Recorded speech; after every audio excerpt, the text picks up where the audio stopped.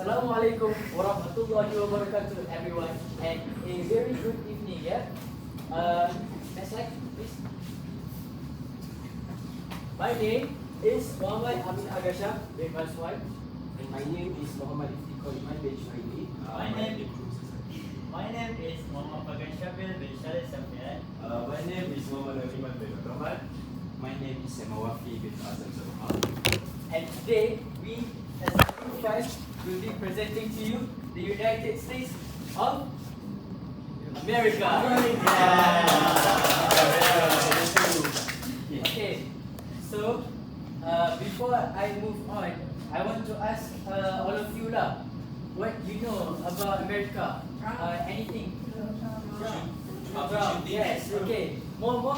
School shooting. Yes. More. Online. No.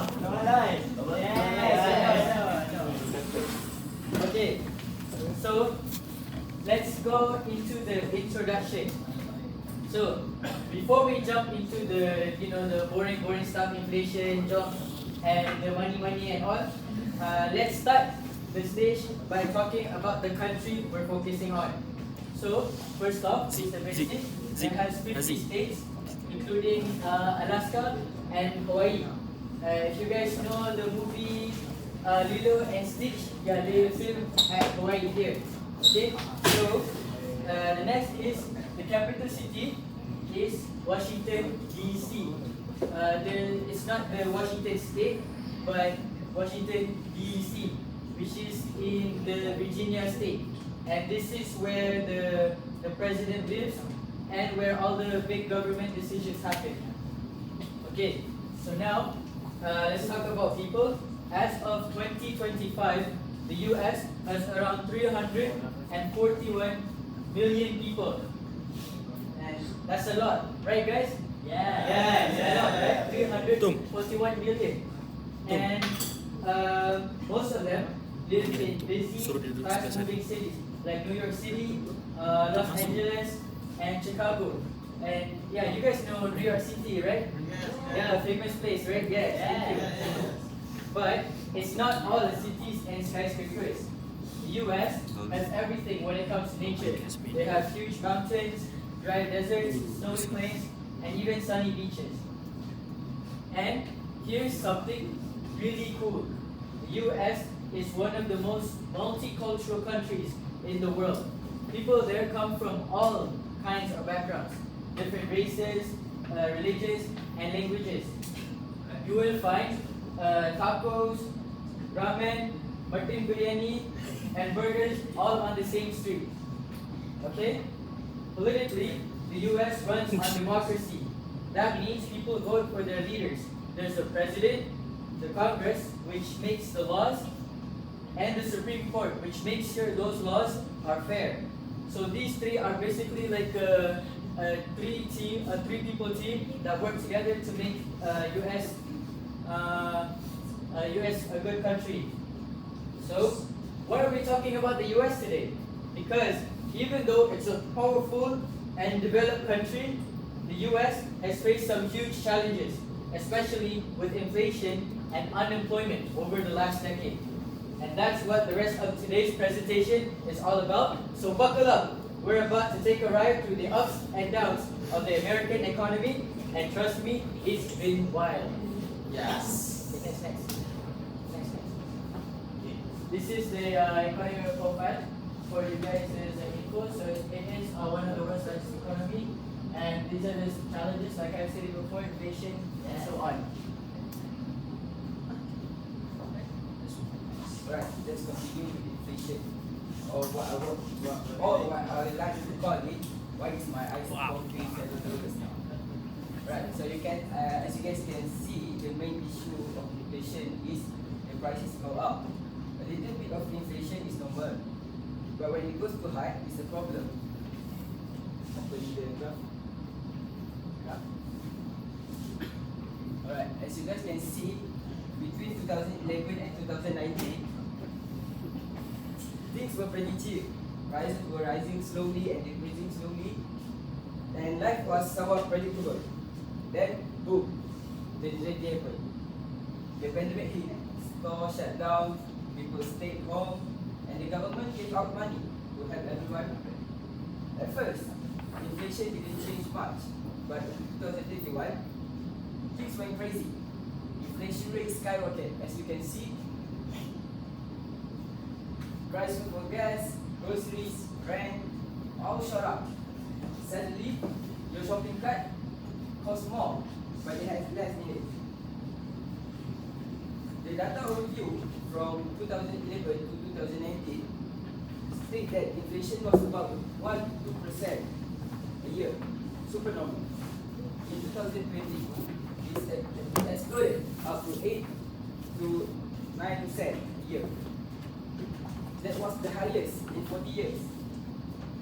By 2023, it cooled down a little bit, and 2024, it landed around 3%. Still not perfect, but much better. You guys might be wondering, what did the government do? The big player here is Federal Reserve, kind of like money referee something of the country. To fight inflation, they raised interest rate that made it more expensive to borrow money, so people and business slow down their spending. The idea? Less spending equal to less demand, equal to price come down. The government also cut back on spending, facing supply problem, and gave support to families who need help with rising costs. The US hasn't fully recovered, but it's still trying. And remember, next time your lunch costs more than it should, just say, yes, inflation, my own enemy. Very nice. Hi guys. Now that we've talked about why things got expensive in the US, now let's talk about what all that inflation did. So, what did inflation do to the United States? Inflation didn't just mess with our grocery bills, it hit everyone. Families, workers, students, and also businesses. Some people had to cut back on things they used to enjoy. Businesses face higher costs, so some raised their price even more or worse and let workers out. People with fixed income, like retirees, got hit hard. Their money didn't stretch as far. In short, inflation made life stressful. What's weird is that usually when inflation goes up, unemployment also rises. But for America, it was slightly different. Let's switch gear and talk job. Next. Okay, the main issue. Unemployment means people who want job can't get them. During the early 2010s, unemployment was slowly going down after the 2008 crisis. Things were getting better. Then, in 2020, disaster hit again, which was COVID-19. Suddenly, everything closed. People lost jobs overnight.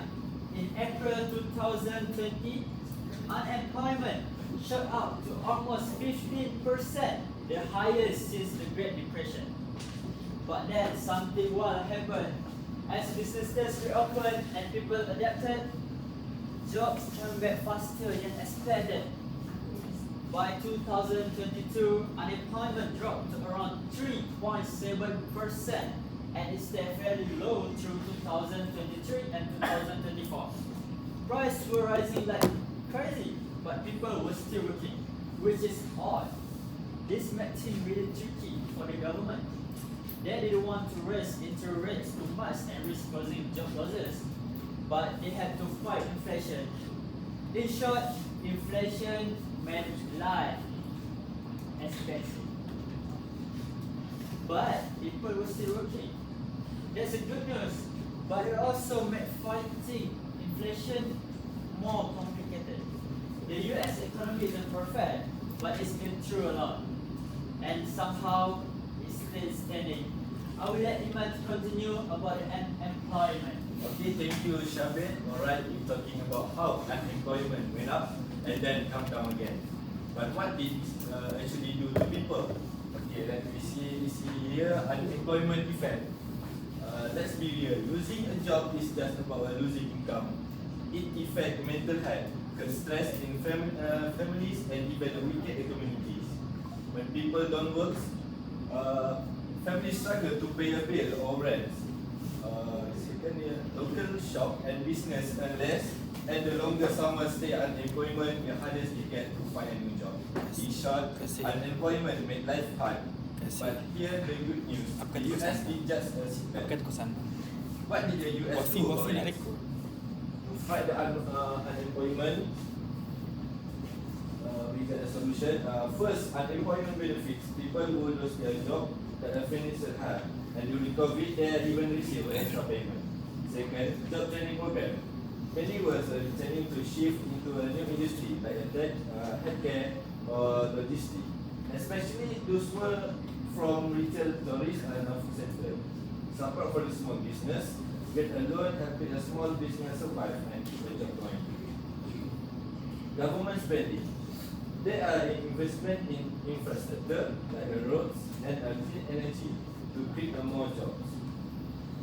Lowers the interest rate. The Federal Reserve can raise so business could borrow, grow, and hire more people. Fair hiring and better job. Effort were made to improve the job system, encourage fair hiring, and make it easier for people to find the right work. So yeah, unemployment is hard, but the US respond with the money, training, and real support. Even though things are better now, there's always more to do. The job markets keep changing, and the goal is to make sure everyone get a fair chance to earn the growth and live. Now we go to conclusion. I brought a video. Okay, thank you, Ivan, for the explanation about unemployment. So, in summary, the United States went through a bumpy ride from 2011 and 2024. Inflation stayed low for many years, but after the pandemic hit, prices shot up fast, affecting everyone from students to seniors. Thankfully, over time, inflation started to cool down, but the cost of living is still higher than before. On the other hand, unemployment had a huge spike during COVID, but the job market recovered much quicker than expected. That was a positive surprise. Many people were able to get back to work and programs to help others to rejoin the workforce. So, what's the final picture? The US economy is not perfect, but it's resilient, it's been tested, and while challenges remain, especially with prices, the country has shown strong recovery, especially in the jobs. The key now is balance, keeping inflation under control without hurting job growth. If that can be done, the US will be in a much stronger and more stable place. So, I mean, Okay, so that is all from us, Group 5. Did you guys all learn something about America? Yes. Yes, that's the spirit. So, give a round of applause. So, do you have any questions? No questions? Yes, Mike? Okay. Why did you guys choose US for That's a great question. Give a round of applause to Mike. Okay, so the reason why we chose America for our group project is because America is one of the most popular countries, that's why. And then another reason is because America is also really strong in economy. And another thing is America has this system called laissez-faire. Laissez-faire is where basically the government doesn't control the economy much, it's more to the civilians that control how the economy works. And also because USA is very famous, you know, not like Malaysia or like other countries, but USA, everyone looks at this big country. So that's all from us. Thank you. Yes. You said that America was a multiracial country, right? Yes. Why is there so many racism and segregation? Oh, that's a political question, and this is about economy, so cannot answer that. That's simple. Alright, thank you everyone. No, there's no buzzer, so we just say thank you in US, yeah? Yeah. Yes, yes, Thank yes, you. yes. Thank you. Yeah. Yeah. Thank you.